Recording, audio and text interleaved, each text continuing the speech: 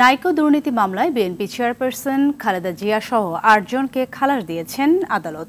ঢাকার বিশেষ জজ আদালত 4-এর বিচারক এ রায় ঘোষণা করেন। রায়ের পর্যবেক্ষণে আদালত বলেছেন, রাজনৈতিকভাবে হয়রানি করতে এ মামলা করা হয়।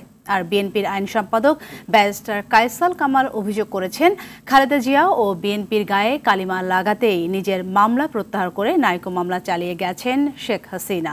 আতিকা রহমানের রিপোর্ট। সানবিট সব দিবে সামাল। সানবিট ম্যাজিক প্রেস ডিশওয়াশিং এর মাথা ঘোরানো সলিউশন।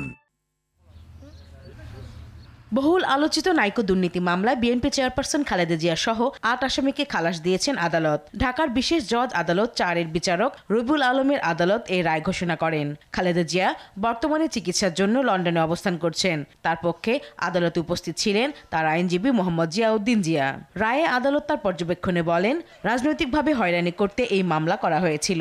বেগম খালেদা জিয়া সহ সকল আসামিকে এই মামলা থেকে বেকসুর খালাস প্রদান করেছেন। মাননীয় আদালত পরিষ্কার করে বলেছেন যে কোনো সাক্ষী বেগম খালেদা জিয়ার বিরুদ্ধে কোনো অভিযোগ করেন নাই। অন্যান্য যে অভিযোগগুলো আসছে এইগুলো সবগুলো অভিযোগ হচ্ছে শেখ হাসিনার বিরুদ্ধে, এবং এই অন্যান্য আসামিদের বিরুদ্ধে কোনো অভিযোগ প্রতিষ্ঠিত হয় নাই।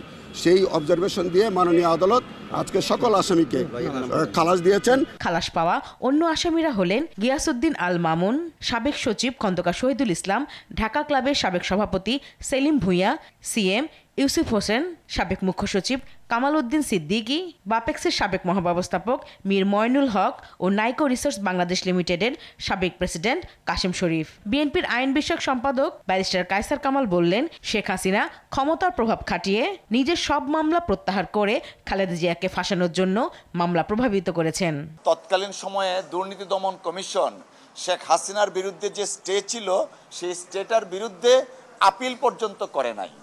অথচ দেশনেত্রী বেগম খালেদা জিয়ার বিরুদ্ধে কোনো ধরনের কোনো যৌক্তিক বা আইনগত অভিযোগ না থাকা সত্ত্বেও সেই মামলা দিয়ে দেশনেত্রী বেগম খালেদা জিয়াকে অনেকভাবে নাজেহাল করা হয়েছিল। বেগম খালেদা জিয়াকে যেন রাজনৈতিকভাবে হয়রানি করা যায় এবং বিএনপির নামে যেন কালিমা লেপন করা যায়, তার জন্য শেখ হাসিনা ওয়াজেদ আদালতকে ব্যবহার করতেন এবং দুর্নীতি দমন কমিশনকে ব্যবহার করতেন। আসামিদের মধ্যে মোশাররফ হোসেন, ব্যারিস্টার মওদুদ আহমেদ, বাপেক্সের সাবেক সচিব শফিউর রহমান মারা যাওয়ায় মামলার দায় থেকে তাদের অব্যাহতি দেয়া হয়। 2007 সালে খালেদা জিয়ার বিরুদ্ধে নাইকো দুর্নীতি মামলাটি দায়ের করে দুদক। 2008 সালের 5 মে খালেদা জিয়া সহ 11 জনের বিরুদ্ধে দুদক আদালতে অভিযোগপত্র জমা দেয়। আতিকা রহমান, RTV, ঢাকা।